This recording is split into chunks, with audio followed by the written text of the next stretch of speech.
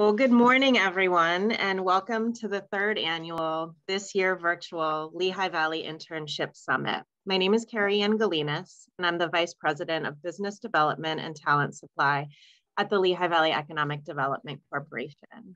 We're so glad that you've joined us today to learn more about internships. We have knowledgeable and experienced presenters from here in the Lehigh Valley, and I know their presentations will spark new ideas for you.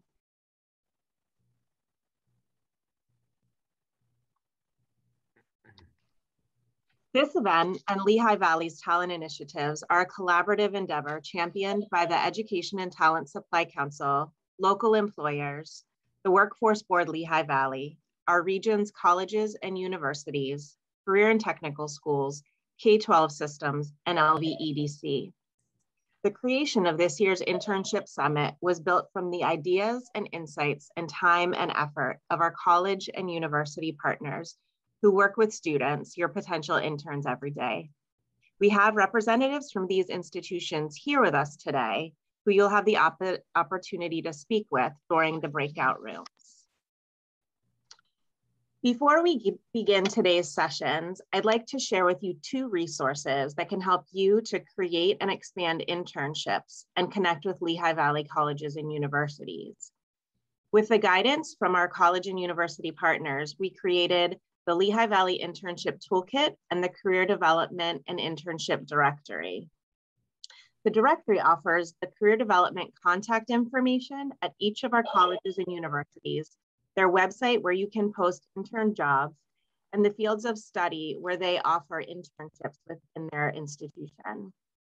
The toolkit offers guidance and best practices in creating and expanding internships at your company, and also offers additional resources like intern job posting examples and evaluation templates. We'll send the link to these publications after today's event. A couple of logistics for today. We have two sessions on this same Zoom link, the first now at 10 and the second at 11. Each presenter will share about their work with internships, followed by a Q&A. You can see at the bottom of your screen, you have the option to type in questions for the presenters in the chat box there.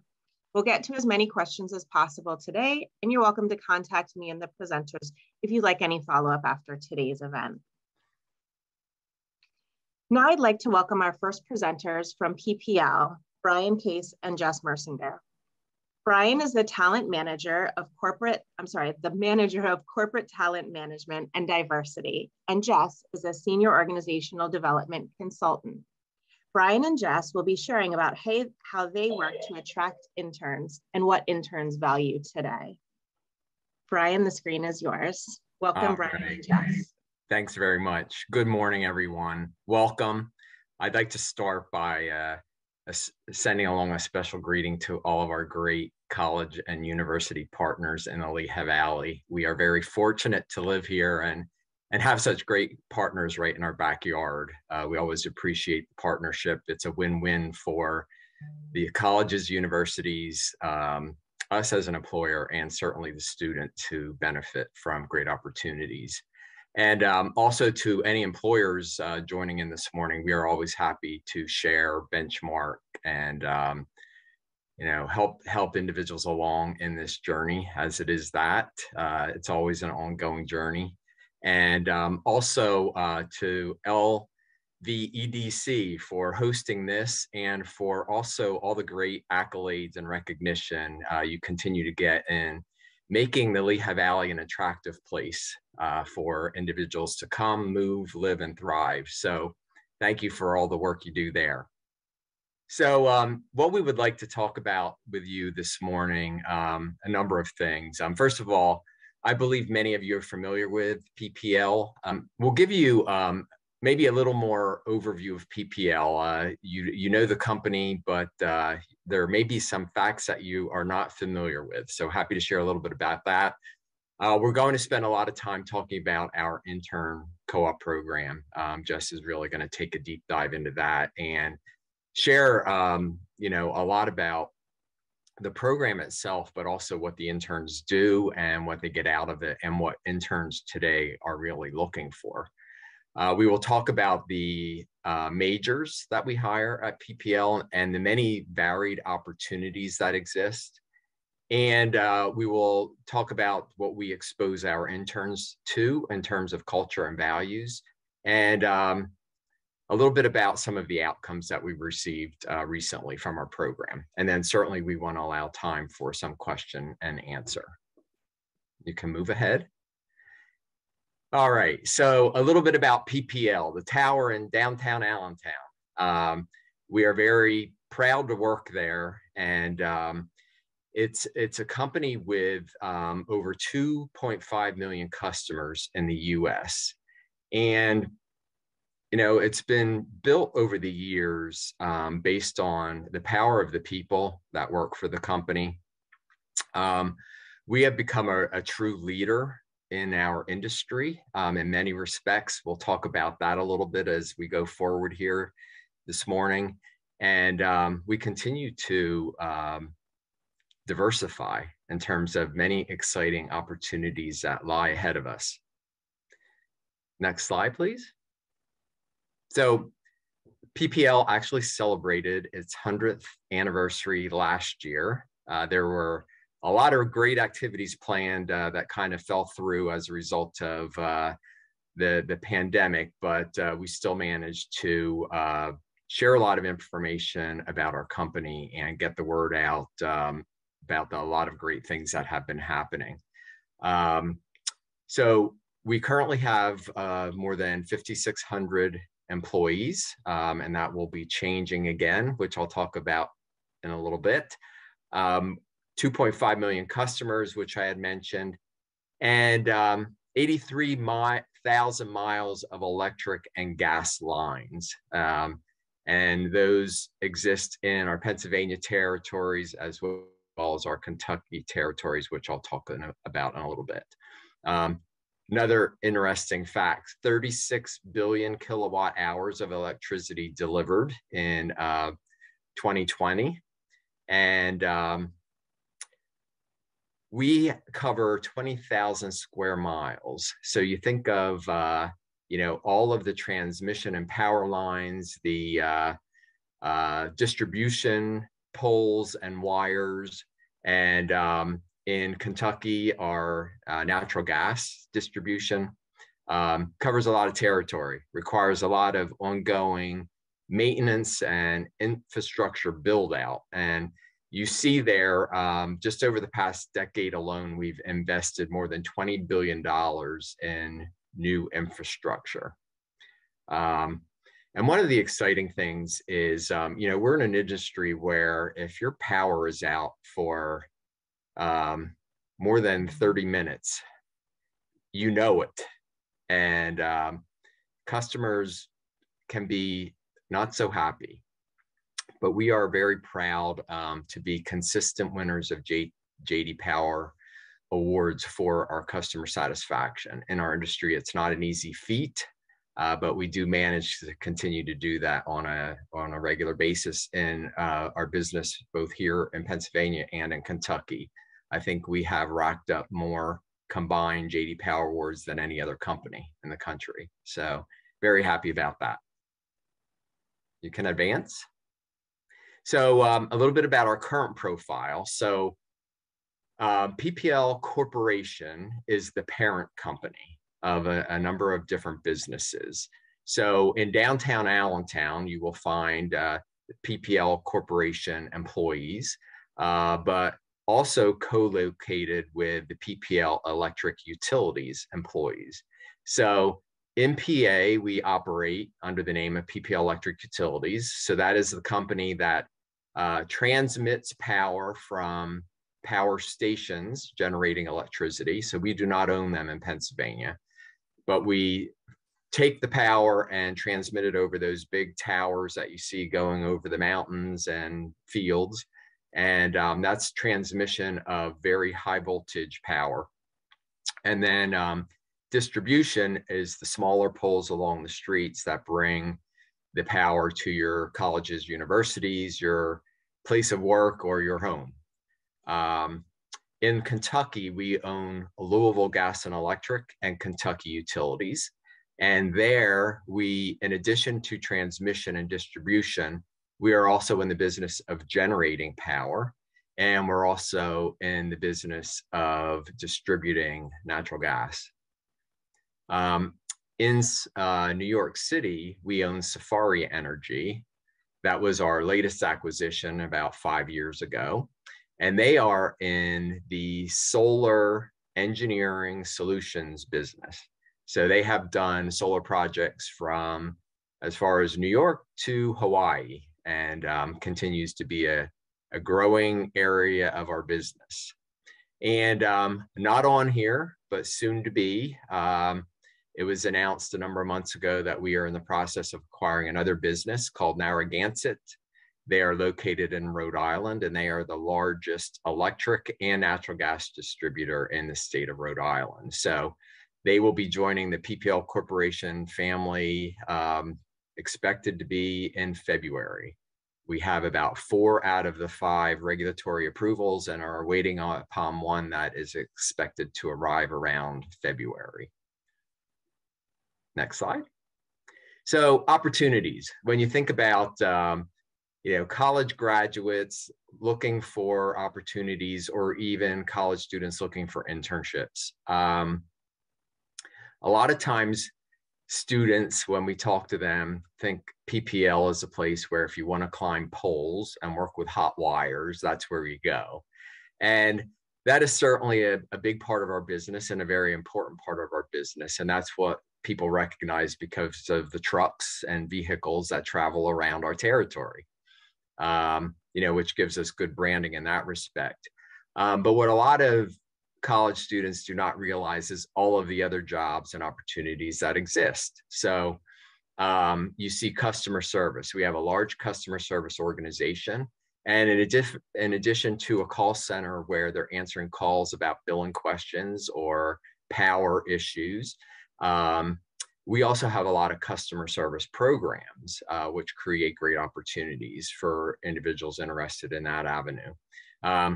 Also very exciting, we will be having 2 customer service classes coming up in the not too distant future. So great opportunities for individuals to join the PPL family. Information technology, everything we do is IT based. So what was probably in our first 95 years of business, maybe dull and boring. You distribute energy, one way across wires, has all of a sudden turned upside down. So we are now in the business of virtual reality, of drones, of clouds, of digitization. So a lot of really exciting things going on. And, when college students see some of what we're doing with drones and virtual reality, their eyes light up. In fact, we did an event and students left, and there were some major changes that happened along the way back to the school. Technical development. So that's more the training that goes on. We are an environment of constant training and learning. So we have an organization that focuses on that. And then our services organization, which again, great opportunities for interns and college students. We are a large corporation. So as you can imagine, we have all the departments that any large corporation would have and plenty of opportunities that go along with that. Next slide. So some of the more common college majors, it's interesting when we think about diversity. Diversity comes in many forms. And, one of them is the type of engineers that we hired. So at one time in our history, we only hired electrical engineers.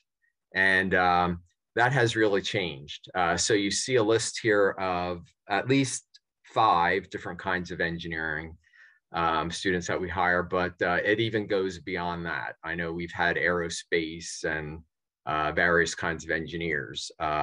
They all know math and formulas. And at the same time, the thought was that, if you have 12 electrical engineers sitting around a table, you're going to get one solution.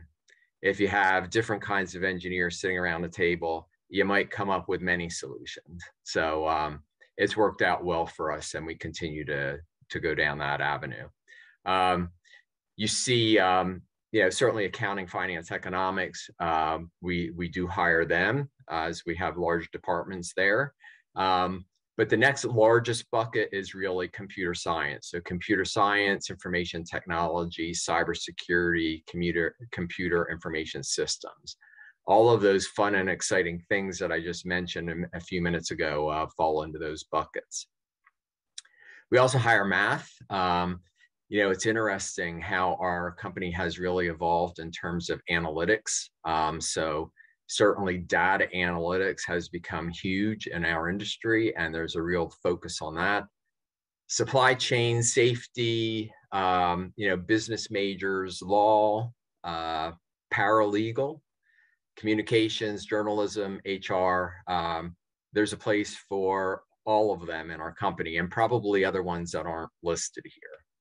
So I'll be happy to answer any questions about any of this at the end of the session, but I'm happy to turn it over now to Jess, who's going to talk a little bit more about the internship program.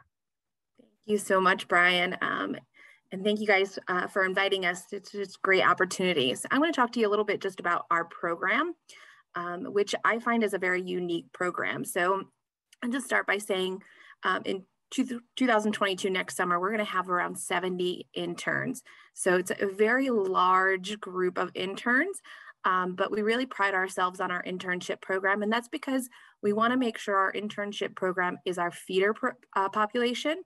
So out of our internship this past summer, we had over 50% who had a full-time offer at the end of the internship.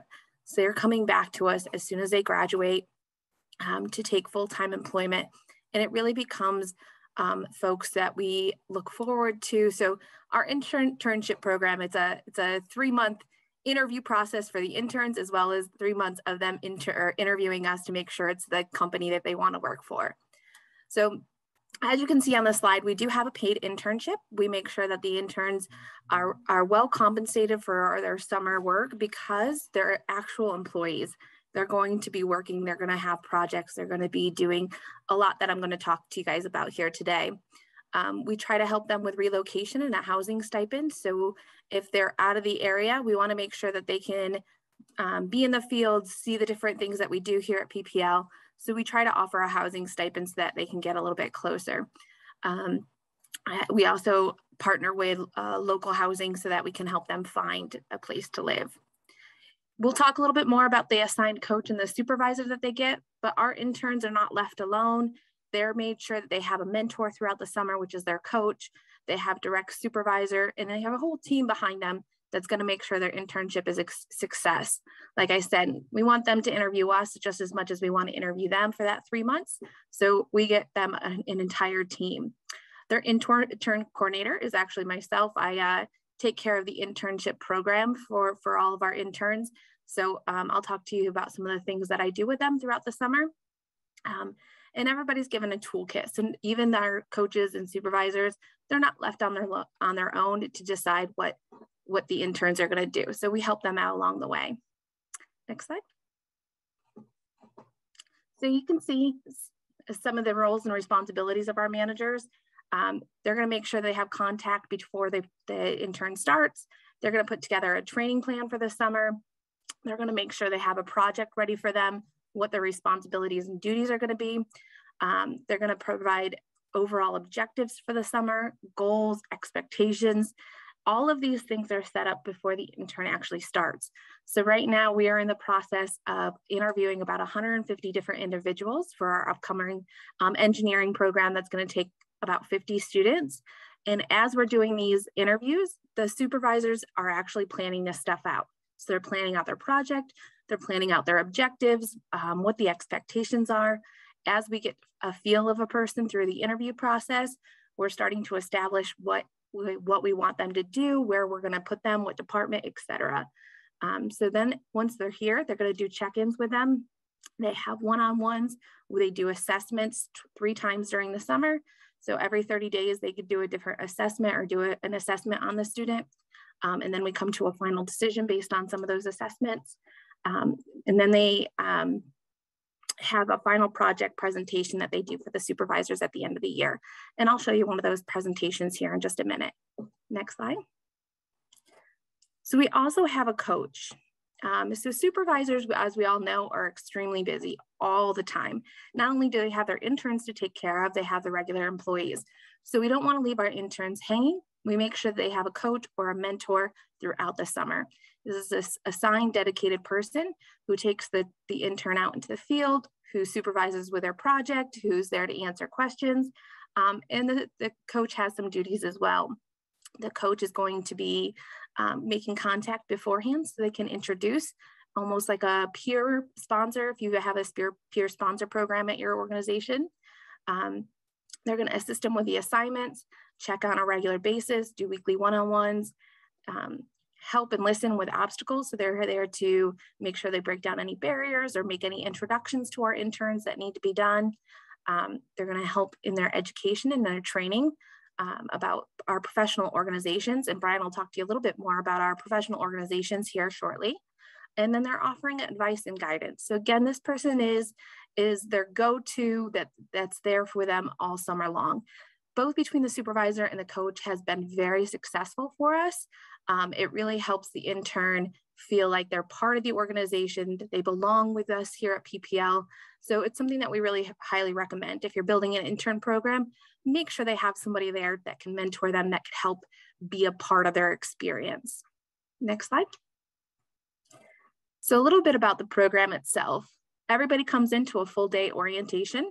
So we don't just drop them and say, hey, go figure it out. We make sure that we talk to them, give them their own toolkit during the orientation, take them through our values, through our business resource groups, etc. So full day orientation when they come in. We do have a great summer kickoff event, whether that be a big luncheon to network with some of our senior management, to meet and greet folks. We make sure we have this event. Again, we want to make them feel like they're real employees, that they're part of our team, that they get that full experience. We do considerable amount of professional development with them throughout the summer. So we want to continue their education. Again, as Brian said, all of our employees go through a lot of training.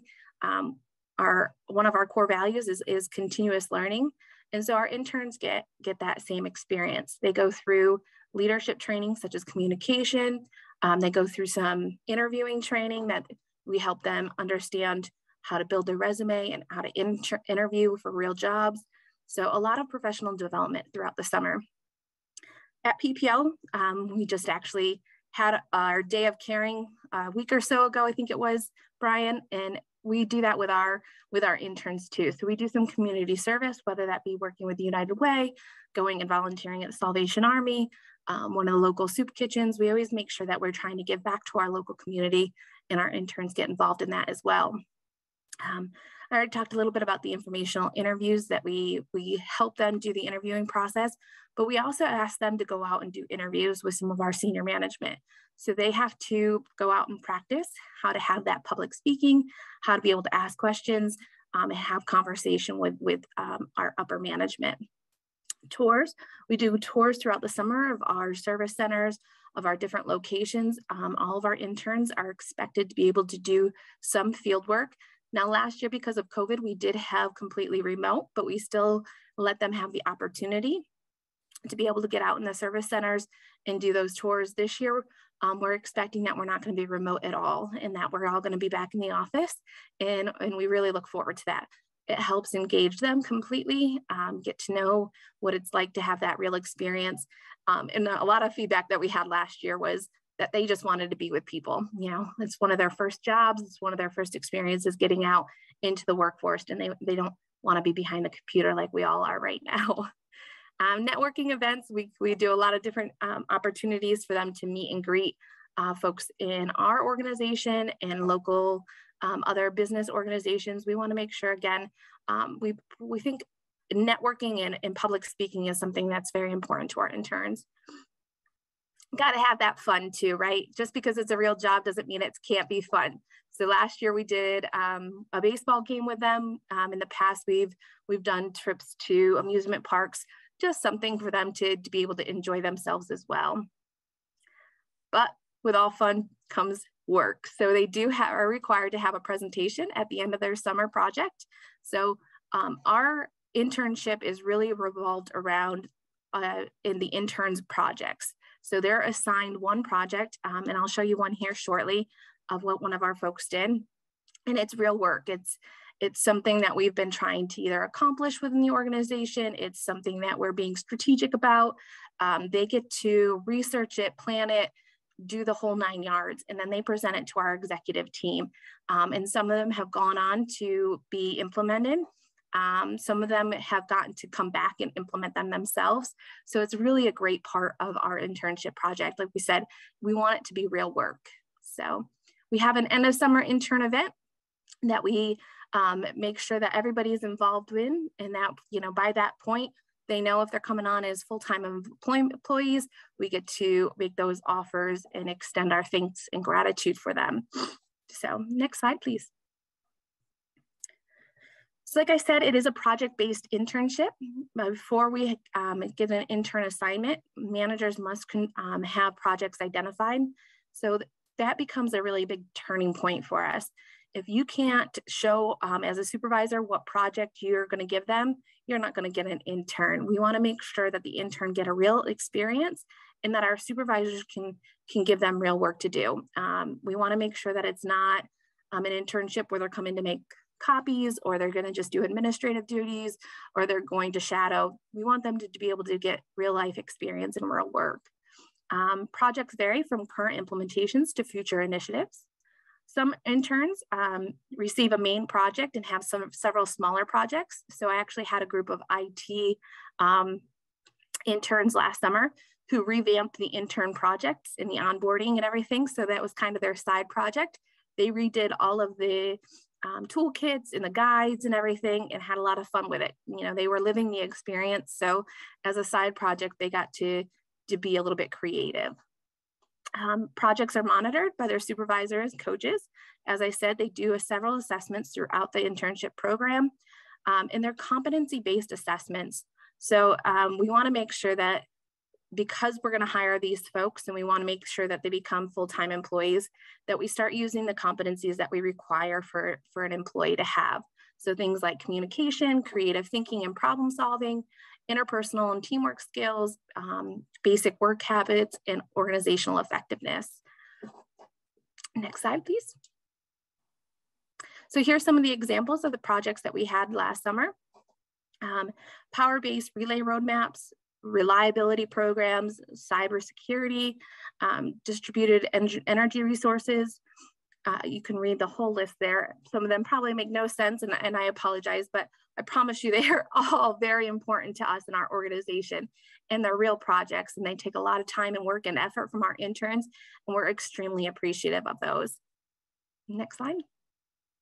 So here's an example of one of the projects we had in a summer intern program. She was in our transmission. She was looking at transmission standards and how we can strategically implement new standards into our program. So you'll see she came up with some new ideas. If you can go ahead to the next slide. And her problem was increasing the ampacity of lines without rebuilding them. So how could we do less work, or I guess produce more with less work? So, you know, work harder, not smarter, work smarter, not harder. And she had an amazing experience going out and researching. And you can see there, it was a $2 million per line project. That's big money that our interns are working with. Go ahead and go to the next slide. And this is what she came up with. This was her rationale and her research, and what she presented to our executive team. The different options between materials, installation methods, what the temps were, and the composition. Next slide.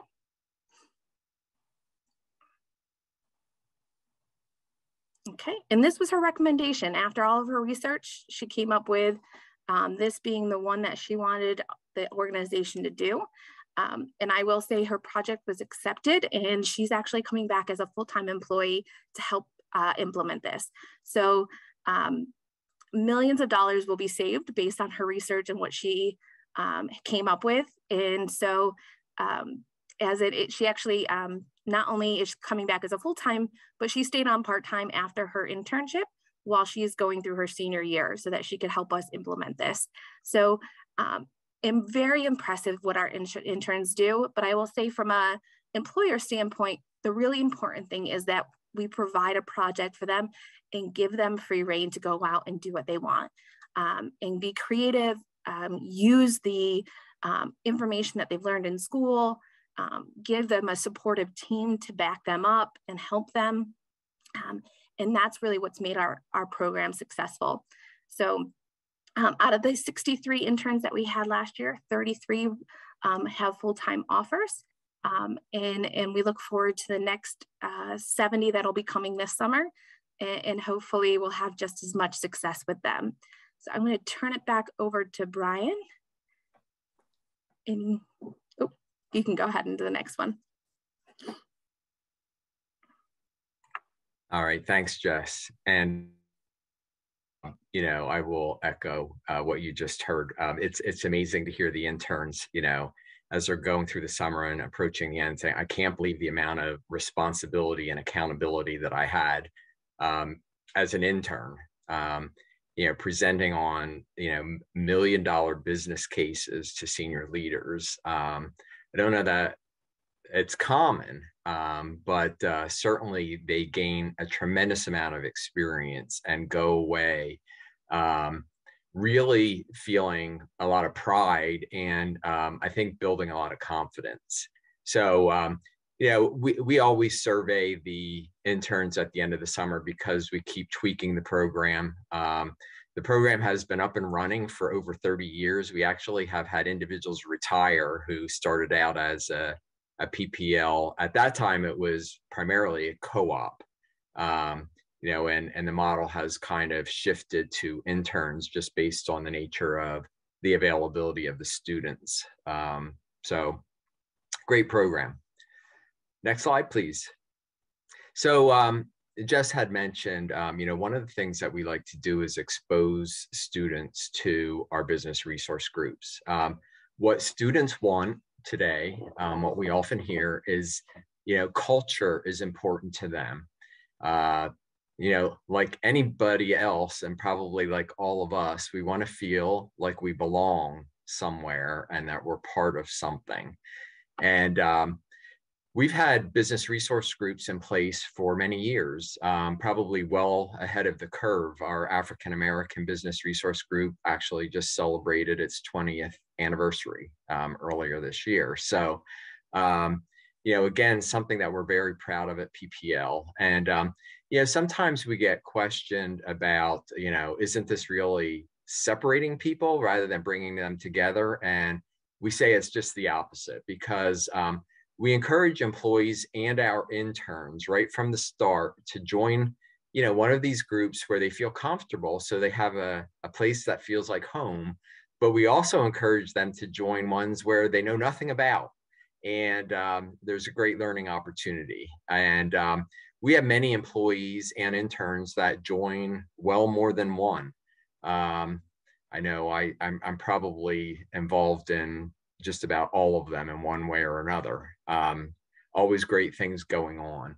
And these organizations have a charter. They are given us a small budget each year, and they have to work on things that are either community-based, career-based, or collaboration-based. And a lot of times these business resource groups work together. They might join forces to work together on a community project. They might join forces together to bring in a speaker that does a lunch and learn so that everybody benefits. But it's a great practice. Next slide, please. And one of the things that you know, we are very, very happy to do, and I mentioned it in my opening remarks, you know, we really value the college university partnerships that we have developed over the years. Great people to work with, and you know, we have something to offer each other. And I think, you know, a couple of ideas here that may help other employers that are on the call today, generate some ideas in terms of how they might work with universities. So we get involved in panel discussions. It can be somebody from human resources. It can be somebody that's a member of one of those business resource groups, depending on the topic. So you see some examples of things that we've been involved with, networking events, helping students to practicing their networking skills. One of the universities asked me to be on a radio broadcast, that was shared with students about interviewing skills and recommendations and things learned along the way in terms of changing careers and that type of thing. Doing videos, a lot more of those requests have come through over the last year and a half, given the circumstances, but recording things, blogs, video recordings, and so on. Getting involved in curriculum reviews. Professors want to always know that they're teaching the right things that businesses need. So sometimes we may be called upon to, work with professors as they're updating their curriculum. Meeting with different affinity groups as we continue to focus on a diverse and inclusive culture. Holding events, being actively involved in the National Association of Colleges and Employers, the Eastern Association of Colleges and Employers, and the Pennsylvania Association of Colleges and Employers, one that I know that all of our colleges and universities are familiar with, but maybe employers consider getting involved. I have found it to be a great opportunity to meet a lot of people, to share a lot of best practices, and to learn from each other. And, I highly recommend it. I put a plug in for joining those organizations. Another way that employers can help is mock interviews, resume reviews. It's great practice for the students to be front of employers when it's not a formal thing that counts. So this gives them that great practice opportunity. It's a great chance to give them tips and pointers, and the appreciation of the students is amazing. They just go away glowing, feeling, again, more confident in their ability to move forward with real interviews and landing that great job. Classroom presentations, actually just got one of them about an hour before I jumped on here. Can you come into my classroom? So there are lots of opportunities that are out there for employers. And we often think of, there needs to be money involved, and it's great, if you can sponsor things and do things in that regard. As a regulated utility, we always have to be conscious of what our ratepayers pay. So we may not be able to, throw funds around as often as we would really love to, but we can also do in-kind services, and being, hands and feet on the ground makes a big difference. All right, so Jess had mentioned, community service, so I won't spend a lot of time here, but just in general, we really expose students to our PPL values. And again, I go back to what students want is they want a culture. And, I think more and more they're looking at company websites to look at companies' mission, their vision, their values. And, we always emphasize whenever we're in front of students, the importance of looking at that, because they need to go to a place where they feel comfortable. And values have to be more than words on a page. And I will say, I can spout off every day how I see the PPL values come to life. And if students ask any PPL employee, I'm sure that they would be able to share the same. The PPL Foundation, we provide, $2 to $2.5 million of grants each year, which often go to underrepresented or nonprofits, inner city preschools. I had the fortunate opportunity to be involved in the selection committee for about 3 years, seeing firsthand what comes in and what goes out is just amazing, and the impact that it has on the community. We're also the #1 contributor to the United Way in the Lehigh Valley. And prior to the pandemic year, that prior year, we donated just in our Pennsylvania territory alone, 8,000 employee volunteer hours. So PPL's out there in the community, wherever we're located. And that includes our business in Kentucky, in New York, and soon to be in Rhode Island. Next slide, please. So outcomes, you know, it all comes down to the bottom line, right? You can do all these great things, but if it doesn't make a difference, you know, you have to look at what's the impact. So, you know, over the past 5 years alone, PPL has welcomed interns from 60 different majors, 17 different states, and 2/3 of PPL's interns are typically females, which is not common in our industry, or underrepresented groups. You know, so we do have a great mix of individuals that bring a whole lot to the table. We do view interns as our best source for diversifying our workforce.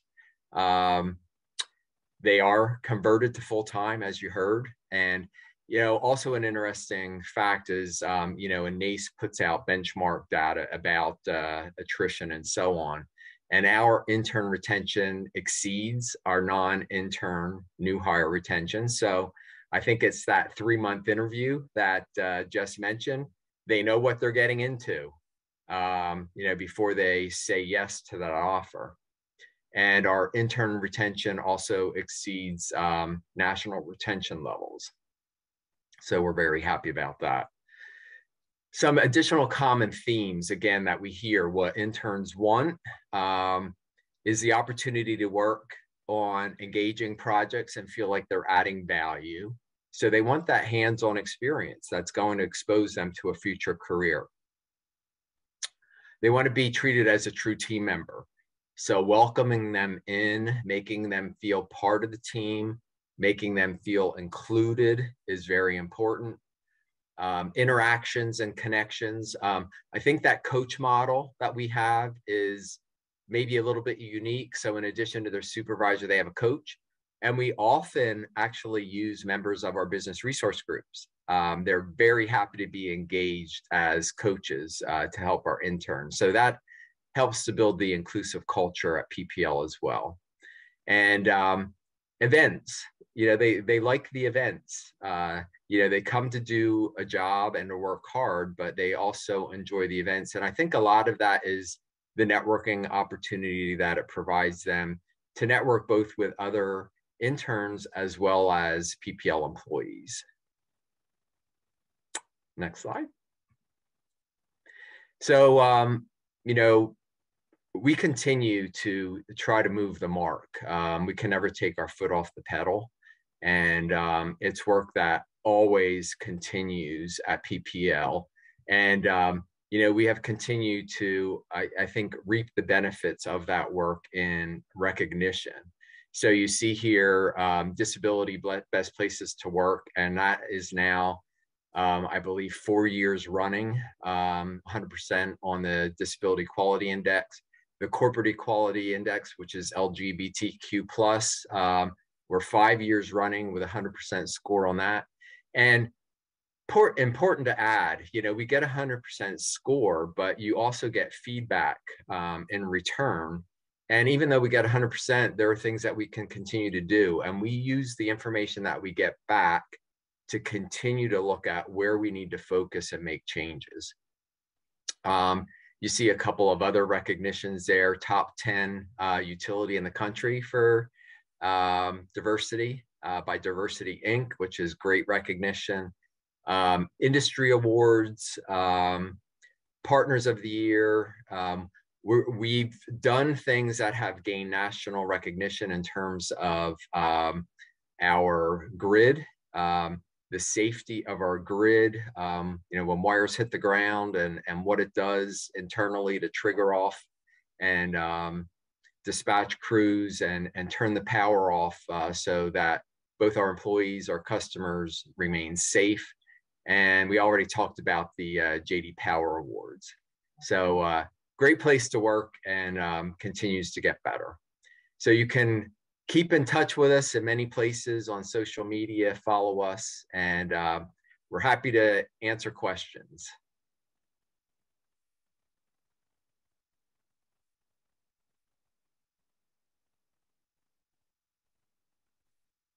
I have a question, Brian. Team.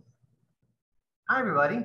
My name is Chris Landino. I know, Brian, I met you before for my time at Penn State Lehigh Valley, so good to see you again. Good to see you. Wonderful presentation, and your program is absolutely fantastic.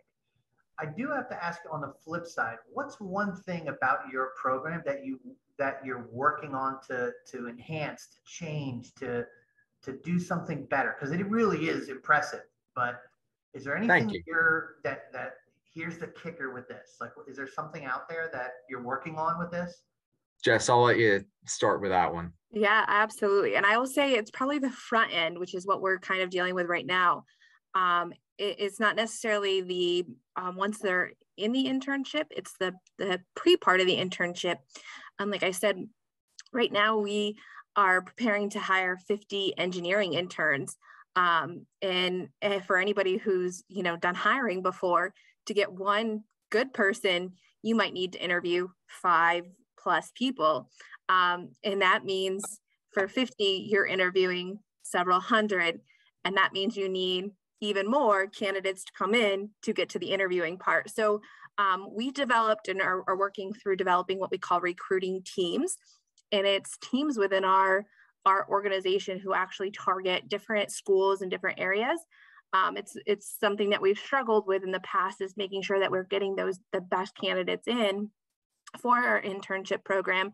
Because in reality, even though we had 50% last year, a little higher than 50%, we want 70, we want 80, we want 90%. So we want to make sure at the front end that we're getting the best interns possible. So right now our focus is on that front end. And like I said, what we're doing is what we call recruiting teams. And it's each director of our departments is developing a team of managers to go out and do different events. So they are starting to go out instead of us in HR or the organizational development team. We're looking at our employees who came from Penn State, who came from Lehigh, who came from Villanova, to actually go back out to the schools and use those people to attract more. So that's really kind of our big push right now is looking at how we can diversify who's going out to speak with students, who's going out to attract those folks. And we're trying to do that through these recruiting teams, and that's probably our biggest struggle. It's just, you have a day-to-day job. So to get managers out of the field to go to schools is always a fun challenge. Wonderful. Thank you. Kindly. Absolutely. For the question, Chris. And yes, thank you, Brian and Jess, for your time this morning. What an inspiring presentation to hear. I know that having heard PPL talk about internships and connections with colleges and universities and really understanding and showcasing what interns value to become that brand of choice, and to really showcase that draws folks in, and your conversion rate into hires, I mean, an outstanding model to be looking at. I saw a lot of compliments and appreciation for your coaching model. I heard you just say it's tough to allow people, alums, time perhaps to go back and connect with current students. So I guess maybe just one more quick question before we switch gears, but just thinking about that, I guess that allocation of time and that support by, I heard you say that your senior level folks listen to and participate in the presentation. So I think it's that time allocation that so many of us struggle with. Can you talk for just another moment about that perhaps? Absolutely. So, when it comes to time,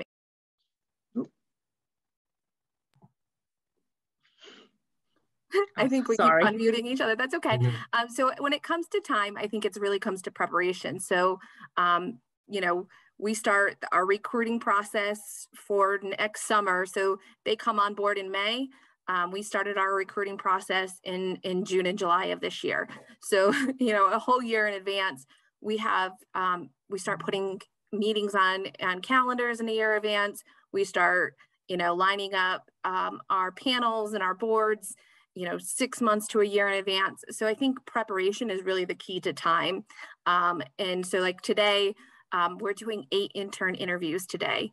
And I have a team who's working simultaneously while I'm here, to do those interviews. And so, but it really comes down to prep and then having that conversation. So while they're doing the interviews, they have 4 back-to-back right now.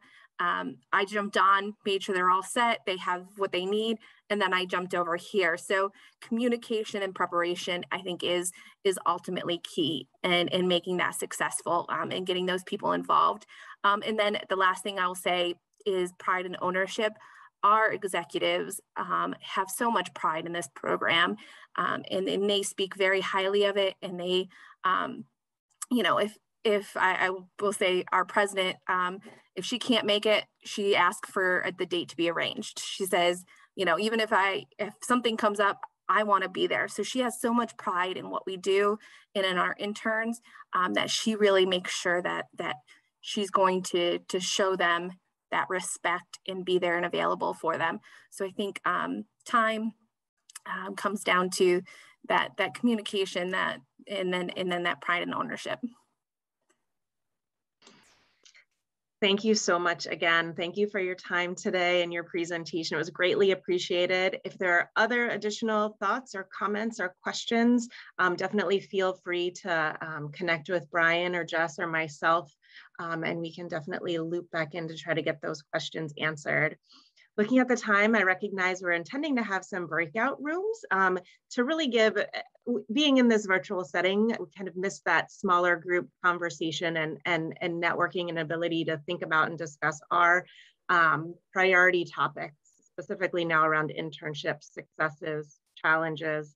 And so we do have allotted we're gonna make it 10 minutes today to jump into some breakout rooms of your choice. So we'll actually start the next session, the next presentation at 11:05. But what you'll see at the bottom of your screen shortly is or they are now at center, are some breakout rooms to choose from. So at the base on your toolbar, there'll be 4 small dots near the chat box and near the participants that will show you that there are breakout rooms. At the center of your screen, you can see the different topics that will be discussed in each of those 7 rooms. And you can join there at right. We'll resume back here in the main room then at about 11:05 for the next presentation. Thanks again to Brian and Jess, and you can join a room now. So welcome back, everyone. I hope that the conversation was useful. We will have one more opportunity to connect again after this next session. So I do hope that the conversation was valuable. Again, talking to peers and connecting with the colleges and university partners is such an important part and critical component of having really successful internship programs. Again, thank you so much to the colleges and universities, all of whom are with us here today, for helping to provide ideas and insights and guidance on this summit itself, as well as providing input for both the toolkit and the directory that we talked about earlier. Great assets that can help to guide you through creating an internship program or finding all that contact information, how to get involved with the colleges and universities and work with them and their students. So next, our final presenter today is Courtney Cox, who's the Human Resources Coordinator at Lutron. Today, Courtney will be sharing how Lutron engages interns in both professional and technical job functions in the current environment that lends itself to remote, hybrid, and in-person work. As a reminder, you can submit questions via chat or ask questions after this session. Courtney, welcome. Good morning, everyone. Thanks so much for joining. And I want to extend the thanks again for PPL, our first presenter, as well as everyone who's joining on the call today. So we're going to flip to the next slide here, Carrie Ann. As mentioned, it's a perfect segue in how all of us as individuals can engage with our interns today in some of the crazy changes that we've seen over the past 18 months. We can flip to the next slide. Just a brief introduction of who I am. My name is Courtney Cox, not named after the actress, but I definitely try to make a similar presence in everything that I do. But as it relates to an actuality, I am our human resources coordinator here at Lutron Electronics. So what that means is I am currently responsible for all of the recruiting and the management of our fall, spring, and summer co-op programs and all of the cool engagement that we do thus far. However, to make it a little bit more relatable for everyone on the call and in the spirit of engagement itself, we're gonna pull up a quick slide here. It's called Slido to understand how I can make this a little bit more relatable to you, but also get a really good understanding of who's on the line. So Carrie Ann in just a second is gonna pull up the Slido screen. I'd love if all of you could pull out a mobile device and you'll join at slido.com. And you can scan via the QR code, or you can input our lovely code for this morning. Once you get there, it'll ask you the big question of who you are and where you're calling in from, just so we can get a general understanding of who's in our audience today. So we have Sam Hoff. Thanks so much for joining us, Sam. Good stuff. Frank's joining from the crew who's putting on the presentation today. Don't be shy, we're all about engagement. Put your names into the chat here. Thanks, Kathy. We have other folks from Penn State, Lehigh Valley, joining from Wilkes-Barre. Anthony, thanks for joining us. Kathy's coming in from DeSales. Brian, not sure where you're from, but really glad you're here today. We have Cindy Evans, another Penn State, Lehigh Valley. So glad you're here this morning. Cheryl McHugh, great to see you. I can't see your face, Cheryl, but we definitely chatted in the past. Got folks from Kutztown, some more Penn State, Lehigh Valley. Awesome. So it seems like, oh, and Arts Quest, I was gonna say, it seems like we have a whole lot of academic partners. Love to see it. So excited to be engaging with all of you, and a few of our great local organization, Just Born. I did see some other names pop in here. So we'll get to know each other a little bit more in the breakout rooms, but this is a cool introduction, so I know who's on the line. Thanks again for joining us. And as it stands now, I'll see if I can change the slide for us. Carrie Ann, if that is not possible, it looks like it is. We'll move right into our agenda. So first and foremost, I'm gonna lay the ground rules here, which is innovating through uncertainty and what that means. That will bleed into some engagement best practices, how we can connect with our interns and keep them engaged, how we build our lasting connections and what you can implement your own programs. And then lastly, we'll chat through gathering and applying feedback, what that means and the best ways to do it. At the very end, we will have some time for one-on-one Q&A, but as Carrie Ann graciously mentioned, feel free to put any questions you have as they arise into the chat, and we'll be able to field them at the very end. So without further ado, we can't talk about engaging with interns without understanding how far Lutron has actually come. And it's absolutely no secret at this point in time that March 2020 really threw a curveball in a lot of our plans. Integrating young talent and innovating with new experiences was always a hot topic. And I think last year kind of turned things on its head for everyone. So to not harp on the things that we do know, but talking about how we moved forward and have totally transformed how Lutron has interacted with our co-ops, we created our very own first ever completely virtual program for the summer of 2020. Because like many local organizations or larger businesses, we unfortunately did have to cancel our programs as we knew them in the 2020 climate, simply because we wanted to take care of, one, our internal parties. It would be the first time we would launch something in a very short amount of time. And when Lutron was deemed an essential business, we were hyper-focused on, one, taking care of our internal stakeholders, and two, ensuring we were taking care of our customers. We could not leave our students or university partners in the dark. So within about a 6-week time frame, myself and the talent acquisition team here at Lutron curated our very own fully virtual alternative experience, which we coined the term Alt-X. In doing so, a lot of the feedback and a lot of the content came directly from the students who were supposed to be in our program. So in creating this big Alt-X, this alternative experience, our team actually hosted an outbound call campaign to every single student that was supposed to be joining us for the summer of 2020. Because they had such a commitment to us and Lutron, we wanted to get feedback from their end to understand how we could add value to the summer that was supposed to be. In parallel, we did connect with all of our university partners where these students were coming from to understand what other ways we could really support these students in their transition back to a virtual campus or a true campus in the fall of 2020. So at the end of this big data collection and this big outbound call campaign, our team put our heads back together and created a 4-week program that had a 3-tier approach. What that consisted of was first, on-demand programming. So we implemented tools that students could access at any time, knowing that their schedules would vary throughout the summer. Things like the on-demand content consisted of LinkedIn learning courses, various videos that we had pre-recorded from some of our customer trainings, or anything they could click on at their own time. The second, and probably the most important element, was the essence of teamwork. Understanding that these folks were coming out of a very crazy time, leaving campuses in the spring, we wanted an opportunity for these folks to build teams and a community within themselves as they learned about Lutron products and our customers.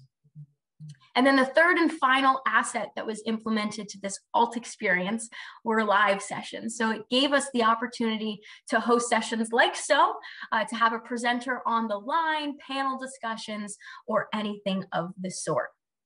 So throughout this innovation, we had really promising results at the end of the summer. We had and we were able to retain 56 students throughout this unpaid virtual experience that gave them just ultimately exposure to professional development and Lutron as a whole.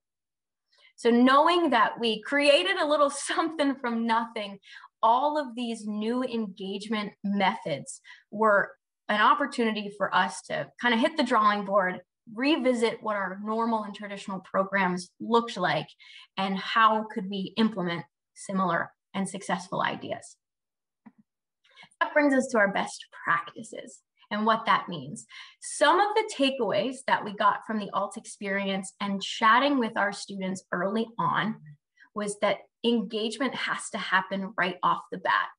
As mentioned in the last presentation, and specifically for Lutron's program, we start looking for interns a year in advance. So in some circumstances, we could have interns who accept an offer in October, and then they don't begin with us until June.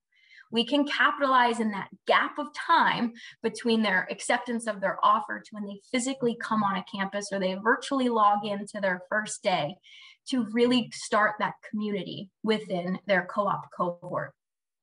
So the need for early engagement started by creating what we now have for all of our incoming students, a LinkedIn page, a landing page for every single accepted student to join as soon as they are all cleared and they're going to be a member of the team or the cohort for their specific season. Within this engagement, we're able to put vignettes of cool things that Lutron's innovating, get them really excited about new products or programs that they could be a part of. We allow for different opportunities for them to have virtual connections to meet our team, get their questions answered before they even get started. And you start really seeing the folks interact with each other, not only in a professional forum, but they start building relationships prior to even getting started. Once they are here, the biggest engagement strategy that we have learned is the opportunity for all folks to join in. So it has to be this equal approach, no matter where individuals are. So I myself work out of Lutron's headquarters based in Coopersburg, Pennsylvania, but we welcome engineering interns all across the nation. So we have offices in Boston, Florida, Austin, Philadelphia, and we have manufacturing facilities even outside of that realm. So the biggest takeaway that we learned, even in a virtual shift at Lutron for our internal stakeholders is if any event is happening, all folks need to have equal opportunities to be involved. So what that means is if there's an opportunity for fun, and what I did in our remote offices was elect quote unquote officers of fun, which sounds silly, but it allows for the network of new hires to get involved with co-op students, and they're responsible for any on-site programs to ensure that everybody's having a uniform experience. So one requirement, first week of every term, we do have an ice cream social. So that occurs in Coopersburg at the Inside Scoop, if anyone's familiar, but we have our officers of fun have the same experience in the local offices. So in Austin and Boston and all the other locations mentioned. At the very minimum of it all, if there is a virtual event happening, and if the presenter's in Austin, it's just the opportunity for us to involve everyone using the various platforms we've all gotten accustomed to over the past 18 months. Whether it's throwing in the Teams link or the Zoom link, everyone has that equal opportunity to be a part of the programs and the engagement that you are outlining for your folks.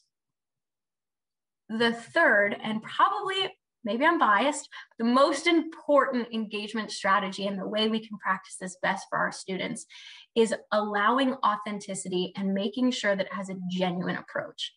We've all been a part of presentations that lack that genuine connection. It's just an exercise that we're really still testing out what works or what doesn't work. Students have been in this virtual forum for so long that they are only wanting to join something that they understand the purpose for. And by engaging with them early and understanding that you're trying to create a community and allow for them to feel what it feels like to be a full-time contributor, whether it's to your academic team or if you're an employer on the call, they need to know the purpose, and they will definitely feel if it is a genuine connection. So ensuring that folks are meeting early, they understand the purpose of the engagement, and the meeting really gets the best output at the end of the day. And then last but certainly not least, the essence of collaboration. By practicing our group project during the ALT experience last summer, it opened up a brand new opportunity for Lutron to implement a group co-op project alongside all of these folks' technical terms. So there was always a question coming out of our internship or co-op program of, is the student understanding the full picture at Lutron? And we're asking this question because sometimes we have engineering students working on shading products where quite literally it could be a screw terminal. So if you're hyper-focused on a very, very small mechanical piece of a shade, how much of the big picture of Lutron are you getting? So by implementing a very similar Lutron-centric project to our standard co-op program, we've now opened up one, virtual connections for all of our interns, no matter what office they're in. And secondly, they're now working on a more creative, open-ended project that gives them exposure to all the different product lines we have at Lutron. And at the very end of it all, they even have an additional opportunity to present to a lot of our hiring managers and folks who make the decision at the end of their term, if this is somebody we would like to move forward with in a full-time capacity or a return co-op fashion. So it's allowed for a really great engagement from the student side. It's opened up so many different doors for our hiring managers and our internal stakeholders. And it's really just provided a more holistic and engaging view for everybody within our program. And you might be wondering, what's in it for you or what's in it for the student? It might be a really great idea, but how is it actually executed, or how do we bring this over the finish line? And I always like to start, obviously, with our students. Every single co-op or intern who comes into Lutron or any sort of internship understands this is an educational experience for them. Not only is their technical project this practical application of the schoolwork and a lot of the tenacity that they've shown in their studies, But for some, it might be their first experience in a professional setting. It might be their first job. So it really allows for practical skills, those interpersonal skills, or even getting acclimated with some of the things that they're looking forward to in those growth opportunities and the next steps in their career. Secondly, for all of our employers, engaging with co-ops and interns is a huge recruiting opportunity for your organization and specifically for Lutron. So to speak to some of the potential full-time and return co-op offers that our team is able to make, we were able to make over 20 this year. Right now, we have a conversion rate of over 72%. Folks who joined us in a co-op capacity that we've transferred to a full-time opportunity. And coming out of that, we are at this point very happy to announce we have had a 100% acceptance rate. So that boils down to the level of authenticity and the fact that our students are taking the time to interview Lutron through all of the technical contributions and connections they have, but they really are walking away with an experience to understand what it feels like to be a full-time contributor at Lutron. So with that all encompassing, we're able to attract the top talent and really make significant contributions to the innovations we have internally at our organization. And lastly, it all just boils down to those connections. And on the next slide here, it's a little vignette of what we had in place this past summer and the variety of connections that we were able to put on despite our hybrid model. And very similarly to the presentation this morning, the variety of different presentations and approaches that we took. So there's internal trainings that occur. We give a really good rundown of Lutron's rich history, go into the 5 principles, allow for panels of senior management or even new hires. We'll conduct days where we'll have day in the life of a software engineer. So you can totally understand and get a little sneak preview into what that individual is working on or what they could be working on in the future. On the right-hand side in the top corner, that's just a fun image from our Coopersburg-based ice cream social where we had a bunch of games and the first interaction to allow for these folks to meet in person. In the left-hand corner, that's our first virtual connection, folks getting acclimated before they do come on site to meet one another. And it was a nice opportunity to be mask-free, to see some smiles and see somewhat familiar faces on their first day. And in the bottom right, obviously, we have a funny little display of our folks 6 feet apart and masked up, but still able to join in on some of the cool things that we had planned. Outside of the connections, the one way that we allow for our students to feel heard and seen is the application of their feedback. So on the left-hand side of my screen here, there's a nice display of our formal feedback that's implemented throughout the program. We have a midterm evaluation and end of term evaluation. Folks do present both their group project as well as their technical project at the very end of their term, and they're able to conduct an exit interview. So these are all formalized feedback items that do go into folks' files, so we're able to make a hiring decision at the end of their term with us. But the one thing that we've added in this formal column just based on our recent developments is how we are growing not only our interns who are with us, but also the supervisors that we have on board. So we just piloted a new program called Supervisor Roundtables. And knowing that our summer folks are with us for a window of 10 to 12 weeks, we set aside time as a talent acquisition team to sit down with all of the supervisors per discipline, the hiring manager for that discipline, and really just take a deep dive into what each student is working on, how they're performing, and how the midterm evaluation conversation went, as well as an opportunity for these supervisors to hear some best practices from other folks that they're working with. So if there is a co-op having a glowing term, obviously it's great to hear that feedback and understand how the supervisor is supporting them in the second half of their term. But on the flip side, knowing that these relationships and these connections are imperative to our success of the program, knowing it's student focused, these supervisors are able to share best practices out together. This way they can understand how they can support the student and even grow their own supervisory skill set moving forward, which has been great success so far. On the flip side, on the right-hand side of my screen here, is a list of our informal feedback that we're able to collect throughout the co-ops term with us.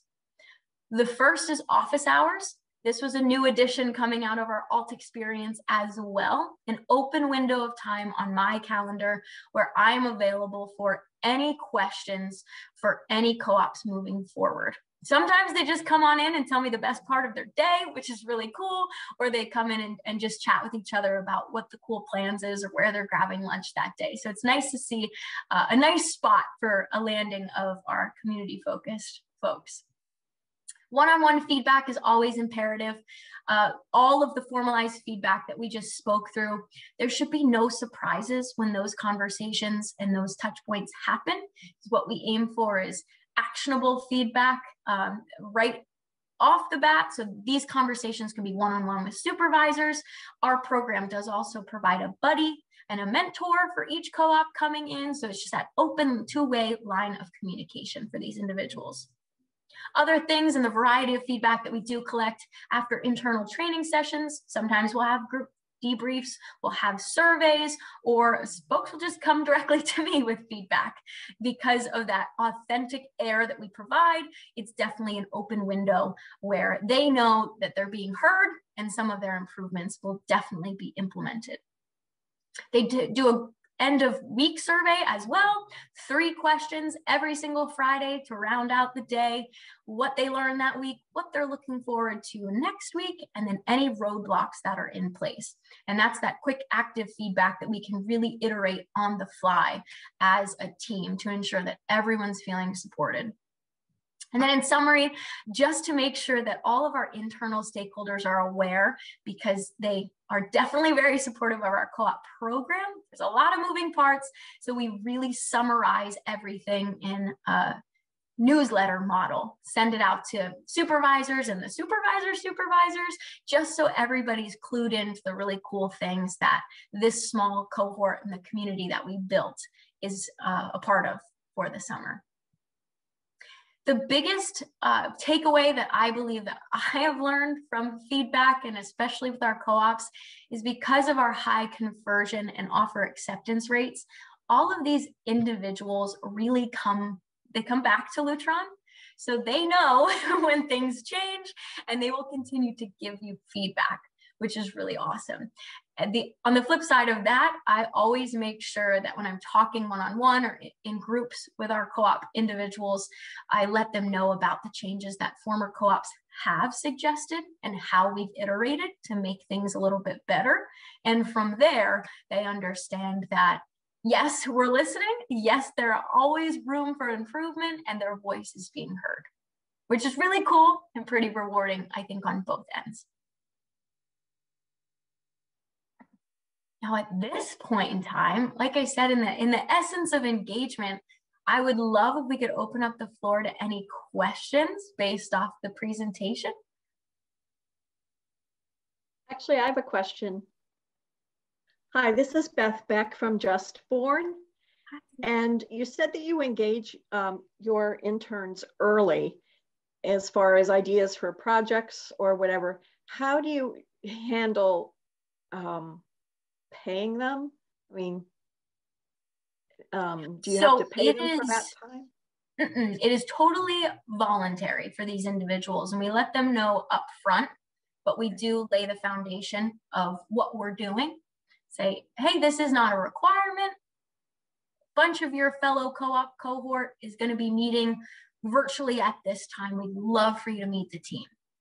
Not a requirement by any means, but some people just want to know who they're going to be working with.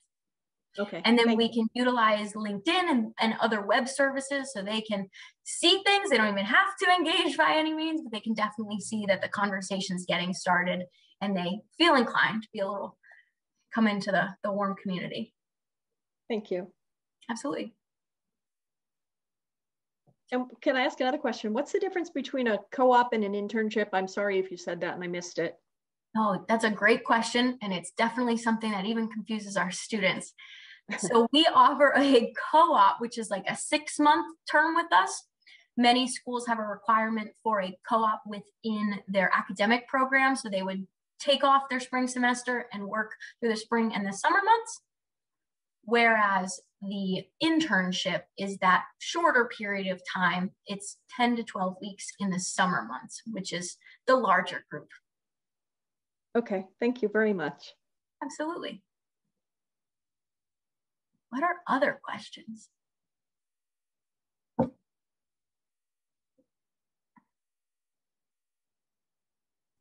Courtney, hi, I'll ask the same thing if you don't mind. And wonderful presentation, good stuff here. What is your biggest challenge when it comes to your process? I would say the biggest challenge is Lutron's growing a lot faster than I think any of us anticipated. So at this point in time, we are bringing on many, many more students than we have in the past. Last summer, we were aiming at around 55 to 60 engineering co-ops. Right now, what we're aiming for is in the 75 to 80 range. So it is just ensuring that we have the internal structure to really support these individuals. We know we have the capacity to bring them on, but we want to represent a program where they do have an exceptional supervisor, they have an exceptional buddy, and they have a really great project. So the team before me who was talking about really front loading the experience and planning in advance, that's one of those things that our team is working out currently, knowing that there's many more folks coming in, and really just setting that solid foundation so students know exactly what they're working on in advance. Sometimes it's more difficult with engineering because especially with supply chain issues, you can't always tell folks exactly what they're going to get their hands on. But we know, especially with this group of students and Gen Z, they want to have those relationships up front. We just want to make sure we have that structure to support the need. Wonderful, thank you. Absolutely. And I do see, Kathy, you popped a question into the chat here. Friday feedback, I'm a big fan of this one as well. The 3 questions that we do ask, first is what they accomplished this week. So it allows for a little bit of reflection. Second is what they're looking forward to in the coming week or the next week. It allows for them to look ahead, maybe even pre-plan some items moving into the next week of their term. And then the third question is any questions that are lingering before the weekend, or if there are any roadblocks, whether it's in their technical project, their group project. Maybe it's even a question of, hey, my paycheck was wrong this week. It gives me a nice Excel document to scan through and make sure there are no blocks before starting a fresh week with us. That's great. Thank you, Courtney. And that they send those answers to you, or do they work with the person that's overseeing them, their employer supervisor? Another great question. So this is something that I add to each of their individual calendars, and we link a Microsoft form. So they have a very short survey to complete, and then I actually get the results populated in an Excel document. So it's nice and clean. I love that. Great engagement. Thank you, Courtney. Absolutely. Thank you. And then we see for virtual internships, are they 8-hour days? So yes, all of our folks do work on a 40-hour a week, 8-hour a day cycle. It really depends on the discipline that they're coming into. So definitely software engineers will have different tasks in that 8-hour time period as opposed to our mechanical engineers. The one differential that we did apply for our summer co-ops this past year, and something that we're looking at moving forward as Lutron kind of comes up with our approach to re-entering into the office in 2022, we hosted a very similar outbound call campaign to our co-ops coming in this summer to understand what they were looking for and what their ideal internship would be. Because we knew if they were only with us for 10 weeks, if they wanted to be in the office every single day, the opportunity existed, and we just had to support them in whatever their needs were. So we had some working fully virtual, we had some in a fully on-site capacity, and we had others in a fully hybrid model. All of them worked 8 hours a day, but definitely flexed based off of their project needs and then their supervisors' capacity to be on site with them. Hey, Courtney, one of the interesting things that I had heard you talk about was how those presentations came together and then who the audience was for those presentations. That really broadened the ability for interns to understand Lutron as a whole better. Can you dip into that a little bit? Absolutely. So with the new implementation of our group project, we had split folks into smaller groups of about 5 to 6 students and posed a very broad question. We gave them the opportunity to act as lighting designers, where they had the ability to choose their own commercial space. And at the very end, they would have to pitch their new idea to a panel of customers of their own choosing. So because it's a very open-ended question, we allowed for students to get additional training on a lot of our commercial projects and a lot of our commercial products to understand what they could implement to the space. They had to take a step back and look at it from a business perspective, which was a little bit of cognitive dissonance for some of our engineers, knowing that they had to put on a customer hat to understand ideas and the presentation outside of a lot of the technical idiosyncrasies. And from there, they created about an hour virtual presentation where whatever modem was available or whatever mode of presentation they wanted to utilize, that's what they enacted with. So there were PowerPoints, we had 3D models, some created their own company profile and created a whole video introducing who the team was and what their business hat that they were wearing would be. And at the conclusion, they did present to a lot of our hiring managers. So if we had a group of mixed mechanical engineers and software engineers, the folks who made the hiring decision were a part of that presentation. So they were able to interact with students, not only in some of their technical presentations based off their project assignments for the summer, they were able to see them step outside their comfort zone and present upon something totally outside of the wheelhouse or totally outside of the particular product and project they were working on. So a variety of lenses for both the students involved, but also the hiring managers viewing these presentations, and a whole heck of a lot of creativity coming out of it in the end, which was very cool to see. Thank you. Any additional questions?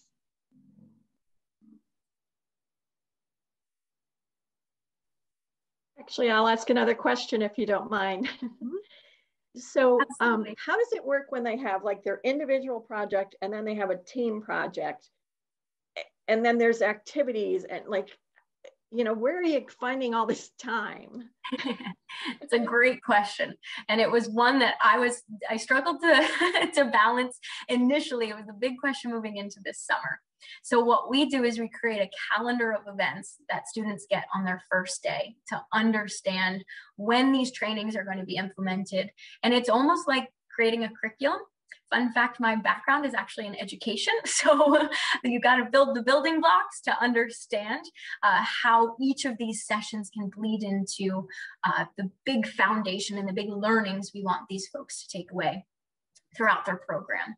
So knowing that onboarding is a big part of the first 2 weeks of these folks' journey at Lutron. They have the opportunity to learn a lot about Lutron up front and their initial project milestones and requirements during those first 2 weeks. Their supervisors responsible for laying the foundation of this is the technical problem that you're going to be working on for 12 weeks. That is going to be 90% of your time. We, the talent acquisition team and myself, introduce their group project and ensure and let them know that the requirement is it's 10% of their time per week. So that means an hour group meeting with their group once a week, nothing more. Because onboarding is sometimes a little bit more tricky than most, getting access to things, we really front load the first 2 weeks with a rich history of Lutron, some product knowledge, who our business partners are, what channels we work into, and that gives them a really good foundation for this group project while alleviating a lot of the stress from their managers to ensure that they have the time and the energy to support not only their full-time folks, their projects, but also their intern that's coming on in, because it takes a little bit of time to get up to speed. So knowing that they have some big picture knowledge getting started in those first 2 weeks is imperative, but supervisors and students get a calendar that say, in the month of June, the first week, these are all the experiences that you're going to have. And the second week, here's a gallery of experiences that you can be a part of. And they can block off time, like the second Thursday of the month is going to be our ice cream social. So that's where really front loading the events to make sure everybody's on the same page is really important. And the fun activities, as always, are optional. Not every person is going to engage in them, but we love for them to be there. If they have to miss it for a technical meeting, obviously that takes precedence, but at least they're aware of the gallery that they're able to sign into and be a part of and learn a little bit more. Do you get a lot of pushback from the supervisors about how many meetings and activities that they have to? Because we expect our interns to participate, you know, and we tell our supervisors that, and then we get pushback with, you know, all of the things that we're doing. So how does that work? Because again, you know, now you have a group project. We don't normally do a group project, but I've been getting questions about that. Yes, because the group project was brand new for our biggest cohort this summer, we made sure to communicate expectations very clearly with the supervisors and the buddies within our program as well. And I will say, yes, there were some folks who had contacted me about questions of how much time their student was spending on the project, but it was just that, a question of what was the actual expectation? How can we realign, work together to understand, does the student feel stressed about the group project? It's not supposed to be something you're spending more than 10% of your time on and not to be a distraction. And it was actually a really good formulative conversation between not only the supervisor and myself, but also the supervisor, myself, and the student, because he had larger questions on his technical project and didn't know who to go to. So he went to what he knew and was working on the group project rather than some of the main initiatives. So it was a really nice kind of a triangle effect of how can we really tackle the problem together and move forward. Okay. Giving managers visibility up front of all the things that we're planning, I think has been the biggest help so far. It's a new thing that we added this past year and something that we're definitely looking forward to even creating more detailed information and outreach prior to the students starting, so expectations are on the same plane. Thank you. A really great question. Well, thank you again, Courtney. I mean, how insightful and such great ideas that you've shared today. I know that you have really reinvented the program there and done a lot to really dive into understanding what interns want and what Lutron needs to make sure that you're meeting all of those goals. So thank you so much for your time today. Absolutely. Happy to be here. Thank you all. Thanks for listening in. Great.